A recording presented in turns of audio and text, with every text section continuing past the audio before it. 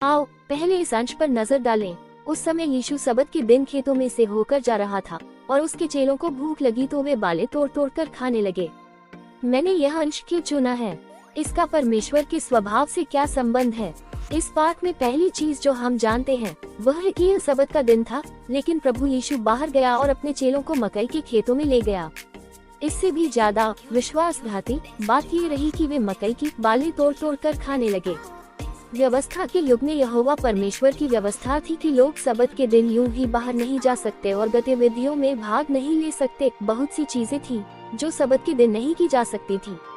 प्रभु यीशु द्वारा किया गया ये कार्य उन लोगों के लिए पेचीदा था जो एक लंबे समय से व्यवस्था के अधीन रहे थे, और इसने आलोचना भी भड़काई। जहाँ तक उनके भ्रम और इस बात का संबंध है कि यीशु ने जो किया उसके बारे में उन्होंने किस प्रकार बात की, हम फिलहाल उसे एक ओर रखेंगे और पहले इस बात की चर्चा करेंगे कि प्रभु यीशु ने सभी दिनों में से सबत के दिन ही ऐसा करना क्यों चुना, और इस कार्य के द्वारा वह उन लोगों से क्या कहना चाहता था जो व्यवस्था के अधीन रह रहे थे। यह इस अंश और परमेश्वर के स्वभाव के बीच का संबंध है जिसके बारे में मैं बात करना चाहता हूँ। जब प्रभु यीशु आया तो उसने लोगों को ये बताने के लिए अपने व्यवहारिक कार्यों का उपयोग किया कि परमेश्वर ने व्यवस्था के युग को अलविदा कह दिया है और नया कार्य शुरू किया है, और इस नए कार्य में सबत का पालन करना आवश्यक नहीं है। परमेश्वर का सबत के दिन की सीमाओं से बाहर आना उसके नए कार्य का बस एक पूर्वाभास था। वास्तविक और महान कार्य अभी आना बाकी था।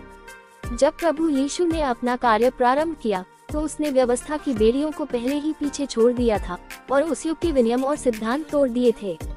उसमें व्यवस्था से जुड़ी किसी भी बात का कोई निशान नहीं था। उसने उसे पूरी तरह से छोड़ दिया था और अब उसका पालन नहीं करता था, और उसने मानव जाति से आगे उसका पालन करने की अपेक्षा नहीं की थी।